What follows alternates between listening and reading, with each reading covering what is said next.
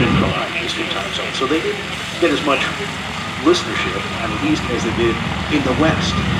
And the kids in the West loved Benny Goodman and his orchestra. Benny was going across the country and he picked up Colorado.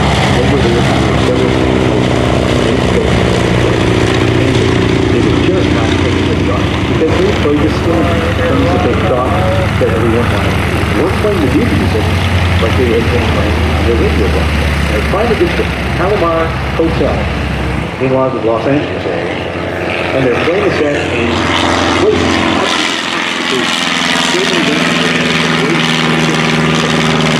West Coast. But they played all the old just didn't get into it. And G. Cooper, who is the drummer, who hear him keeping up his it's in this song, which is another story. So, he says to Benny at the intro break, he said, Benny, if we're going down, let's play our new stuff and go out and blaze it glory.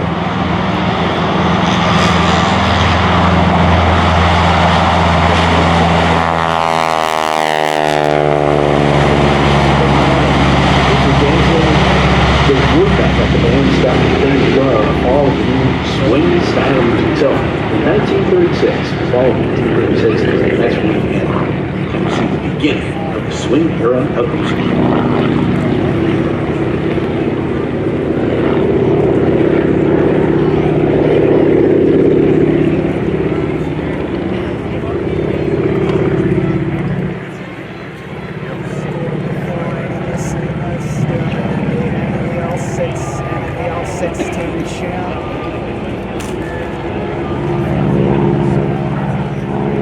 That's an enclosed cockpit where the raffle winning ride gets in there.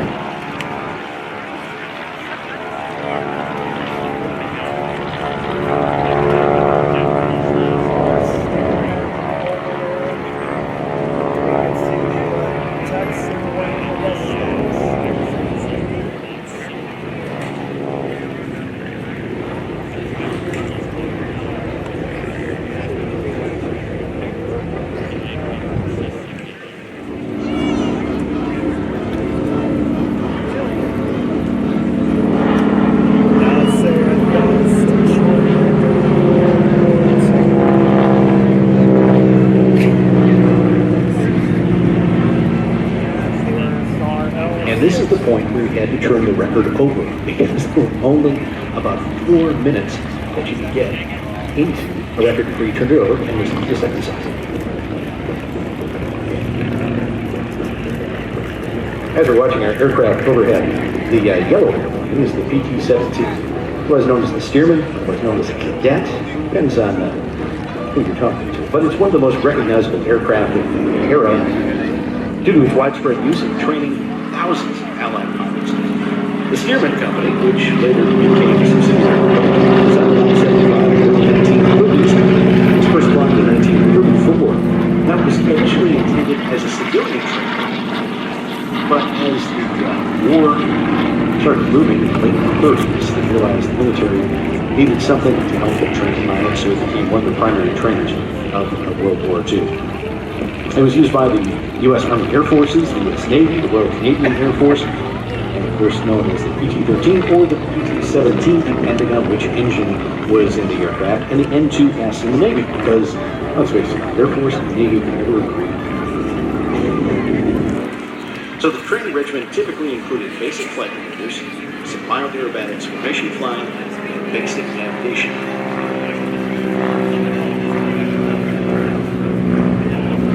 The instructor would sit in the front seat and they used what was called the gospel tube, which basically, you can imagine a funnel attached to a garden hose, which went into the flying helmet of the student. And basically, the instructor would yell instructions through the gospel tube to the student, and hopefully they could hear what the instructor was saying. As I mentioned, the N2S variant served as the Navy's primary training, whereas naval aviators and carrier operations, this includes skills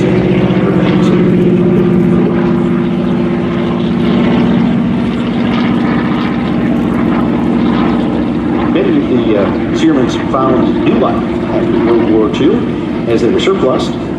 as crop dusters, sport planes, and barnstormers continuing their lasting legacy in aviation history, and you can still see the Stearman, sometimes modified, on the airshow circuit, moving aerobatics at airshows out around the country.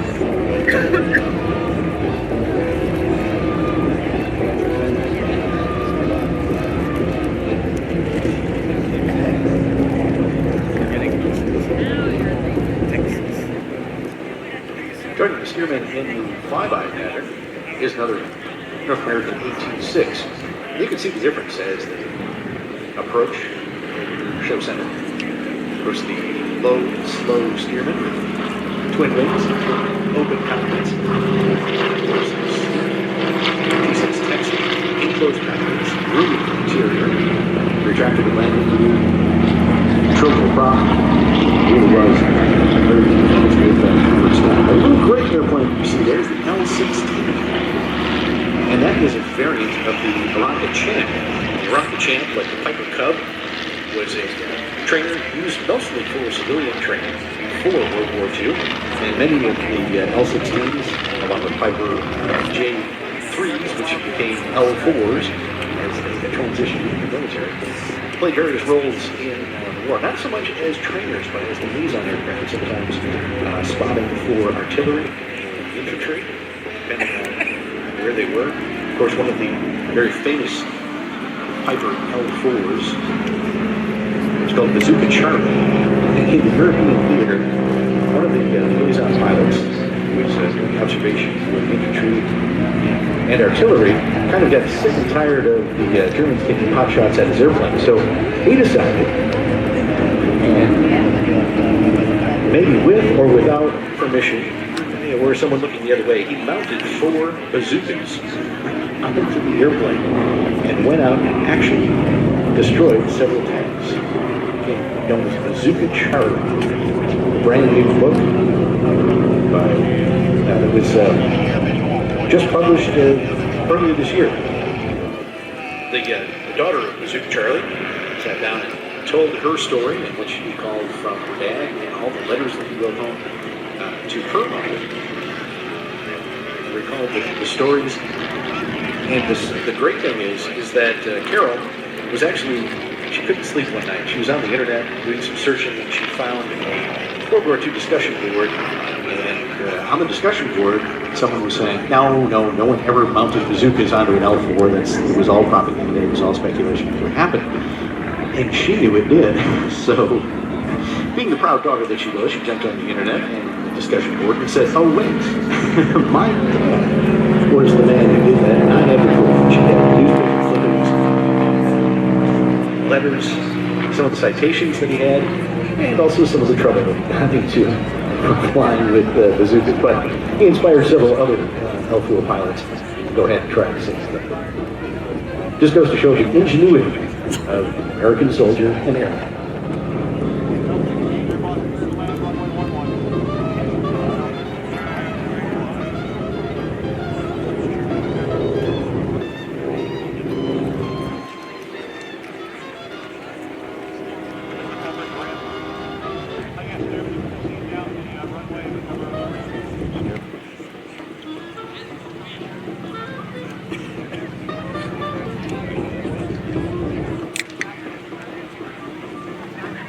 Go ahead and give our pilots a big wave as they taxi back to parking.